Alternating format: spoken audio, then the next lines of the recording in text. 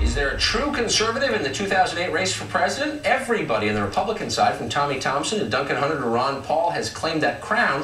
But what about John Cox? He's a businessman from Chicago who's running for president. In fact, he was the first Republican to declare for president.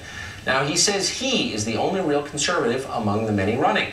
If you haven't heard of him, he is here to try and change that. John Cox joins us now from the campaign trail in Peoria, Illinois. Mr. Cox, thanks for coming on. Thank you for having me, Tucker. Great to be with you. Now, let me ask you the obvious question. I have just read a lot about you. I know your positions. You really are conservative, I think, in a non-threatening, Reagan-like way. You don't look frightening to me. You seem sane. Why aren't you beating Tom Tancredo or Ron Paul or Duncan Hunter? Well, you're going to have to ask the media that, I suppose, but when I talk to conservative grassroots political activists, which is what I am, I've been a member of the Club for Growth since it started, they believe that we need a good conservative. You know, we're conservatives, Tucker, because we believe that conservative solutions solve problems. We don't agree with big government. We're kind of horrified by what's happened with the Bush administration, with the Republican Congress. They went off the deep end. They spent tons of money. They increased the size of government. They issued a lot of debt that your children and mine are going to have to pay for.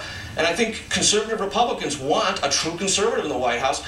We're tired of being told one thing while people are out on the campaign trail, and then they go to Washington and they do something entirely different. I agree with every word that is coming out of your mouth. And as I'm reading about you, I'm thinking, well, this guy sounds too good to be true. There must be something really eccentric about him that he isn't getting more notice. I couldn't really find much. This is the only really eccentric thing I read about you, and it's in this kind of brilliant profile of you by Matt Labash of the Weekly Standard, and it has you during one of the debates in California. You're not invited to the debate. You're shut out by the press, and so you stage a one-man debate where you basically respond to the questions. Your wife hits the mute button on the TV as the other candidates respond, and you respond into a camera and then post it on YouTube. That's a little odd. No, it's not. I mean, what I wanted to demonstrate is that I could answer the questions as well as anybody at the debate, and I think I could. I think Matt would tell you that I pretty much answered the questions, and I think it was the wrong thing to shut me out of that debate. I think the American people deserve to hear the alternative. Why did they? They deserve to hear that.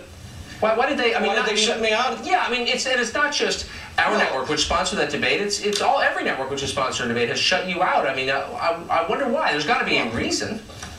I'm not part of the Washington echo chamber, Tucker. I'm not a career politician. I'm not a big-name celebrity. I'm not on Law and Order. I'm not a career politician who's been in the limelight all the time, and I don't have a big-name Washington consultant backing my campaign. I'm just a Republican activist. I was president of the Cook County Republican Party. Now, I got to tell you, Chicago doesn't have that many Republicans, but you got to be a real committed Republican to do that. I bet. I'm a political activist.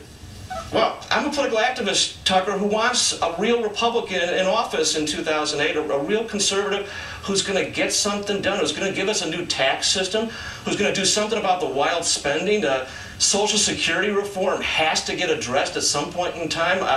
I think the fact that we were bogged down so much in Iraq is absolutely horrifying to a lot of conservatives who want that to be the central front of the war on terror, but we're horrified that 4 years after we got there, the Iraqis are pumping less oil than they were in 2003. And it's sucking the oxygen out of every other important issue that we believe ought to be addressed in Washington.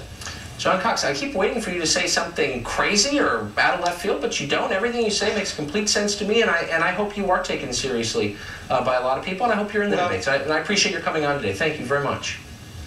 I appreciate the opportunity. Thanks. Well, they were celebrating